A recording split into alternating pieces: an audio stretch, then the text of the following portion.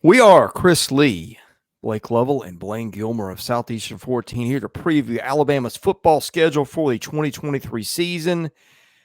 The Crimson Tide have been knocked off the national power perch the last two seasons by Georgia in terms of at least national title. There's still a national power, of course. But Alabama trying to get back in the driver's seat in the West after being supplanted by LSU there a year ago. The Crimson Tide certainly got plenty of talent and an interesting schedule too, Blake. Yep, always interesting when you are the Crimson Tide, and as you can see there from the fine graphic on the screen. Yeah, I mean, Alabama's schedule is the usual. Anytime we talk about the SEC West teams, we always say you got the SEC West, and good luck figuring out the order. And all three of us are going to try to do that when we do our, our summer power rankings here for the West. But yeah, I mean, you look at the schedule. Obviously, Texas is on there, and that won't just be a non-conference game, as we know after this season. That will become a conference game with Texas joining. But that's the one that really stands out, I think, in Tuscaloosa in terms of the non-conference portion. Maybe some other games in there.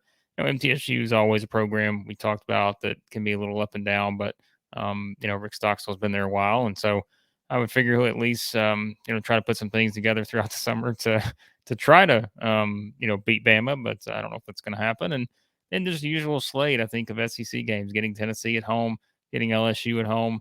Got to go to Kentucky. That's kind of a tricky looking game when you think about maybe what Kentucky could be this season. But I think that's what stands out to me as a whole. You see kind of the numbers right beside the teams and the projections for top 25 teams. Texas, Ole Miss, Tennessee, LSU, those games are all at home. And I think that's what really stands out about this Alabama schedule. Chris, when you're talking about the debate, with the SEC meetings and all this kind of stuff, 8-game SEC schedule versus 9-game SEC schedule. Well, here's why people like Alabama are in favor of 8-game schedule as they came out. Because look at that murderous middle of that schedule. I don't care. I don't care if you're in the Big Ten, if you're in the Big 12, whatever you think the caliber of your league is. Nobody trades Alabama for that schedule there in the middle of it and how it's going, even with the bye week. That's why it's very welcome for them to welcome the Chattanooga mocks in there, at a certain point in the season, or have a Middle Tennessee State. And even to Blake's point, Middle Tennessee State isn't going to come in there and blink an eye trying to compete with those guys. They went in and ate Miami's lunch down at Miami last year. I know Miami's terrible and a totally different level than Bama, but still, it's a program that's used to winning on the road, different environments. So I just think that's the interesting component. And you talk about the bigger picture and going forward in these SEC schedules. Chris, you got the mute on. Yeah. Well, I don't anymore. Well, you said that the 8-game SEC schedule, Alabama actually went ahead and played a 9-game SEC schedule if you consider Texas in week 2. I will refer to the first 3 games as kind of the weird portion of the schedule. You got the middle game, which I think Blayne thinks is going to be more competitive probably than Blake and I do. You've got the rematch with Texas in what was one of the better games in college football a year ago. Then you got a road trip to South Florida. Blayne, what's up with that? I mean, recruiting? I don't know. I don't know how that game got scheduled on there. Maybe they wanted to, maybe Saban had a golf course around Tampa that he wanted to hit up or something like that. I mean, that's the only thing I can think. That's scouting out a place to put a new Mercedes dealership down there. I have no idea why they would want to do that or how that works out. I guess I don't know if it's a home and home situation. I guess USF's going to make a return trip to Tuscaloosa later on. So we'll see how all that works out. But definitely the Texas game is one that I think was proven last year can be very competitive. And Bryce Young was there to bail Alabama out in a lot of those situations last year when they were in razor tight games. Texas is actually going to have Quinn Ewers this year, and you would think that maybe he doesn't go down with the injury in this one. We'll see how it goes, but certainly Sarkisian knows Saban well. Saban knows Sarkisian well, so it's just another dynamic to look at in that matchup, Blake. Yeah, no, it's a fun one. I mean, given, like I said, what happened last season and knowing this could become, a regular matchup once Texas is here next season. Yeah, I mean, this is this is the game that you circle. Certainly, it's the marquee game, and like you said, it's probably not the game at USF on the non-conference portion of the schedule, but this is the one prime time, ESPN game, week 2, and yeah, you really get a good look at where these two teams are at. And like we said last season, we got a good look at where they were too, and we kind of saw that game played out. So it will be kind of fascinating to see an Alabama team that obviously a lot of talent there, but there's also some youth there too, and really just seeing and how you adjust to that big of a game in week 2. It'll be a lot of fun. So, and Chris, do you know who the head coach and play caller for the USF Bulls is? I should, and I don't.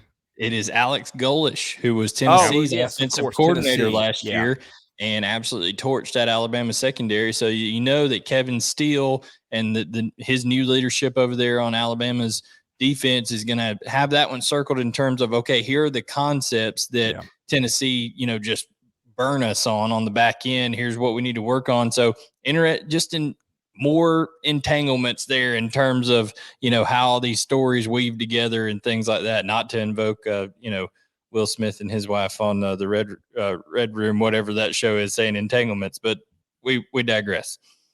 How did we get there? Well, Alex Golesh gave just about everybody but Georgia fits last year, but I don't know with that talent it's going to be happening this year to Alabama. But anyway, let's get to the SEC West portion of the schedule. 4 in a row here. Ole Miss at Mississippi State, at A&M, Arkansas. That A&M game has been tricky. The Ole Miss game was right down to the wire a year ago. The Mississippi State game, Alabama's just dominated them for years now. And then Arkansas, which is that was an interesting one last year. That was the Jalen Milroe game, if I recall, Blayne. Oh yeah, Milroe, but really Jahmyr Gibbs kind of took over that game late when Bryce Jones went down. He had a couple big touchdown runs, but when it comes down to it, Arkansas played Alabama really well at Alabama a couple years ago, so Nick Saban's not going to let his team forget about that.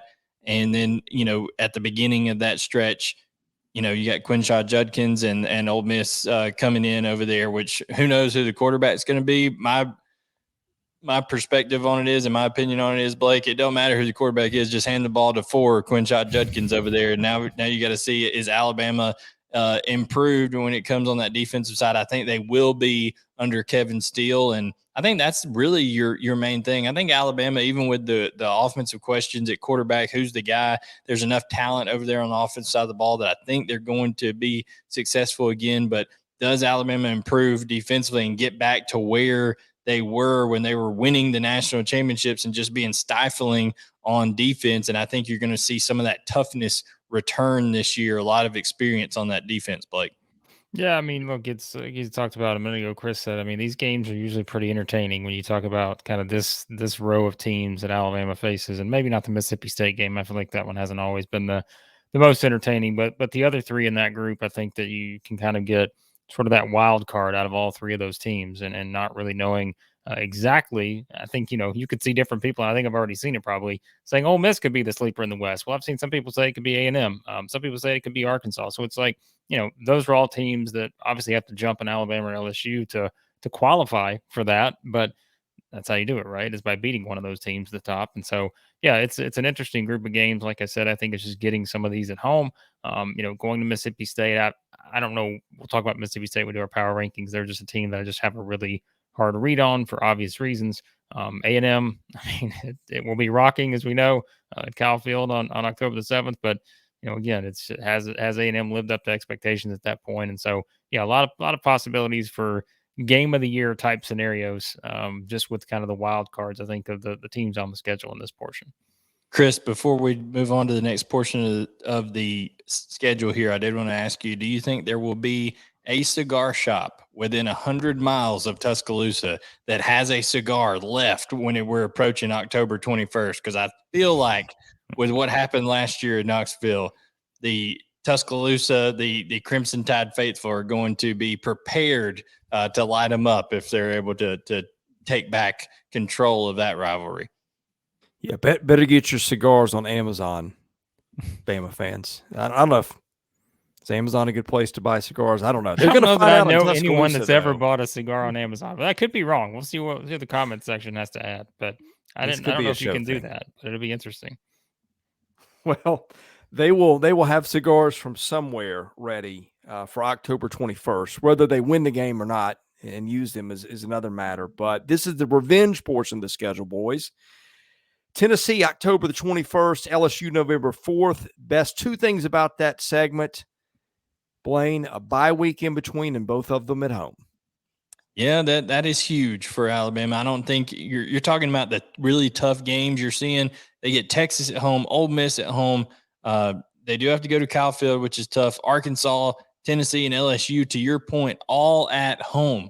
That is massive for Alabama because we know what kind of environment Bryant Denny is over there, and it's going to be rocking. I mean, electric is not the word of what it's going to be when Tennessee comes into town because I mean, you're talking about just they feel like there's a whole generation of people that never knew what it was like to lose to Tennessee before last year. Okay. I mean, it was crazy how much they had dominated that rivalry under Saban. And I don't think Saban or the Alabama fans or the Alabama players for that matter are going to take too kindly to that. So that's a huge matchup. And then of course, the same thing as you're pointing out, a last play loss, go for two, 2-point conversion that they lost to against LSU last year to actually take them out of the SEC championship game. So, Blake, there's plenty of bulletin board material for Mr. Saban to use to motivate this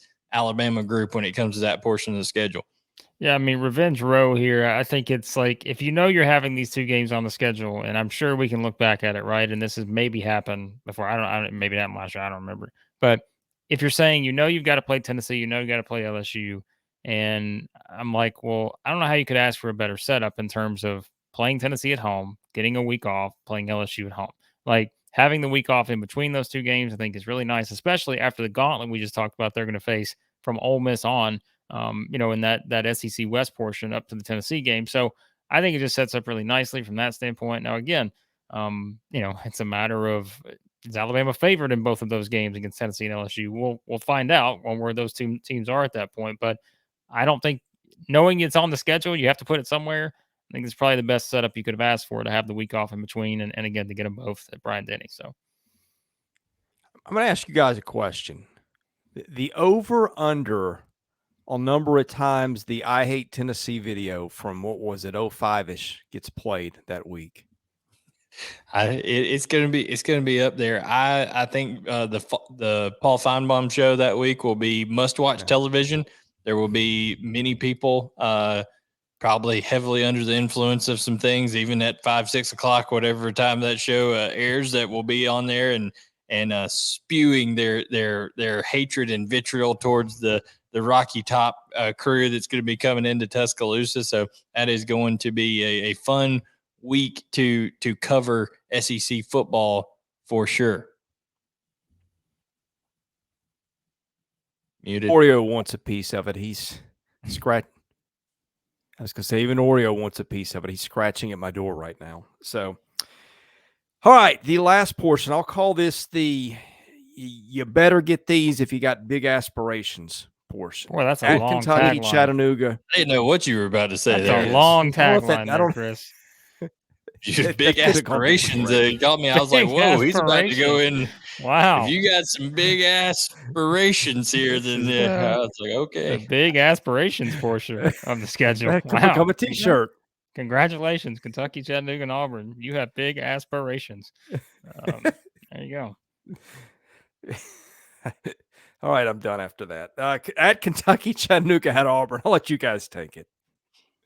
Kentucky, Blake, after two, what are going to be, even with a bye week, are going to be physical and, up tempo at the same time football games against Tennessee and LSU. Heck, throw Arkansas and even back to A&M. Kentucky as the end cap of that run before you get to Chattanooga at Kroger Field is not just a gimme game that you're going to look at, especially not with what Kentucky has at receiver this year, Devin Leary and stuff like that. That is going to be especially if it's a nighttime game up in Lexington. That's going to be an interesting one. I don't think Alabama's been to Lexington in years and years. Yeah, I mean, look, I know when we do our power rankings, we're all high on Kentucky. I think Blayne's the highest of the group, but like we're all really high, I think, on Kentucky this season. And so, yeah, I mean, it's not a gimme by any means, because like you just said it, Blayne, to me, that was the biggest part.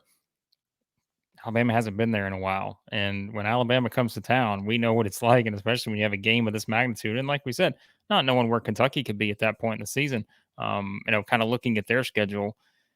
I mean, Kentucky's schedule, and we'll talk about it, I'm sure, another video which you can watch. But yes, like they get Alabama plus the two potential top 10 teams from the East and Georgia and Tennessee. But yeah, I mean, they play at Mississippi State the week before Kentucky does. So and then they go to, they come back home to play Bama after that. So yeah, I mean, it's not a gimme at all. Anytime you go on the road in the SEC in these kind of games against the top 25, maybe top 15 team by that point in Kentucky. So yeah, it's an interesting. That's one I think I would circle for sure. So.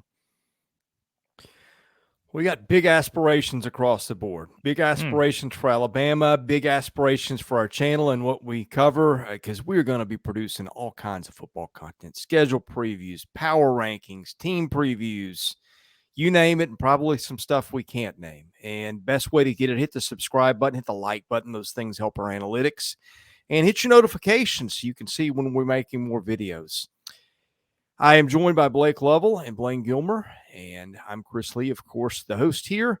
Thanks for watching. We'll see you again soon at Southeastern 14.